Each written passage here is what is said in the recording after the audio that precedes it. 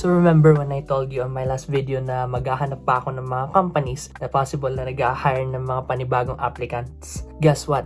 May tumawag sa akin, $3. So kanina ko lang sila nakausap, and nakausap ko muna is yung office staff, then ipinasa sa manager, and yun, may schedule na ako ng interview mamayang alauna. And ang oras na huli kong pagkaka-check is 12:20 PM. So meron na lang kami 40 minutes. Pero don't worry, nakapagayak na naman ako. Pero, teka lang, marahil nagtataka kayo.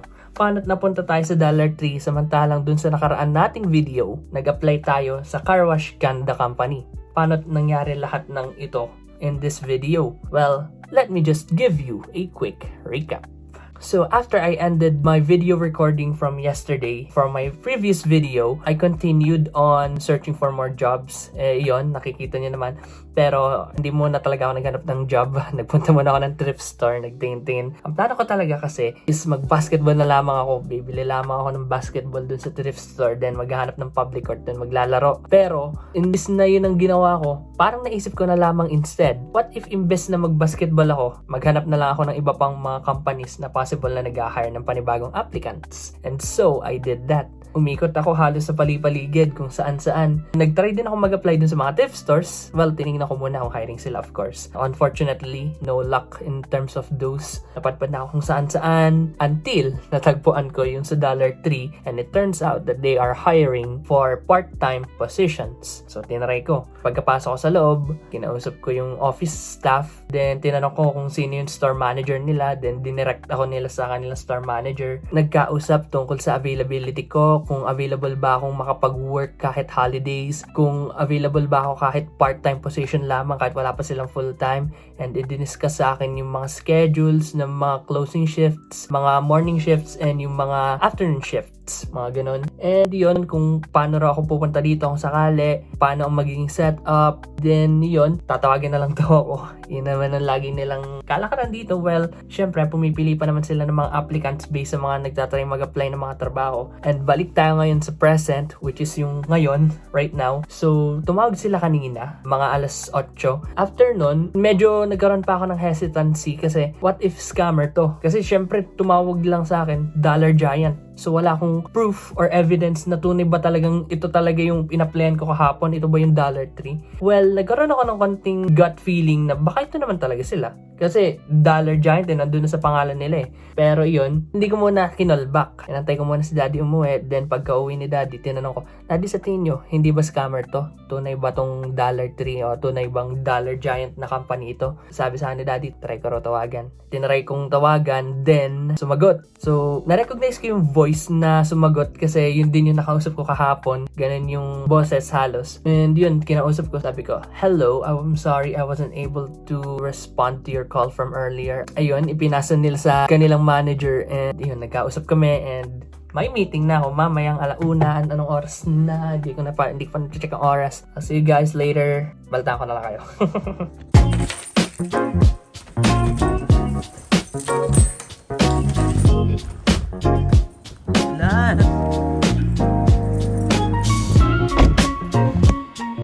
Okay, alam na. Okay, so I got my resume ready. Nandito na. In case hanapin lang ulit nila, nakanda na naman dito. Startin ko na muna, then I'll see you guys sa $3. So we're here at $3. Doon ko pinark yung sasakyan. Dito na kami ni Daddy.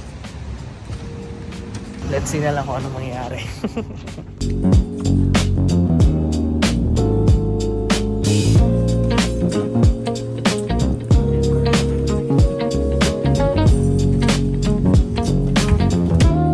Kakalabas ko lang. Kakatapos lang din nung naging interview dun sa loob. Diyon, so kinausap ako nung store manager nila. So kapon kasi ang kumausap lang sa akin is isang babae. Ngayon ang kumausap na sa akin is yung mother ng babae, which is yung store manager pala nila dun sa loob. Office manager, parang ganon. And after makipag-usap, tinanong availability ko, tinanong ulit kung pwede ako mag-work ng holidays, tinanong kung ilang taon na ako. Basically, mga basic questions na tinatanong during initial interviews. And may pina-fill up lang sa akin dun sa Indeed, which is a job application para sa $3 dito. After ko ma-fill upan yun, nag-head na kami sa taas ng office nila dun sa loob. Dun sa taas ng office nila, ang nangyari is binigyan ako ng mga insights, ng mga information about sa kung paano magiging setup dun sa trabaho.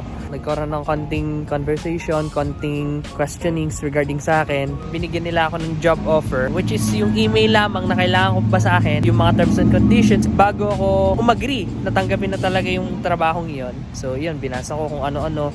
Na-realize ko, nakita ko dun sa loob, marami na palang mga applicants, hindi lang pala ako. So nagulat ako, hala, sabi ko umaabot halos doon ng mga 50 plus, 100 plus halos, mula A to Z. And yung pangalan ko is Zay, so pinakadulo ako.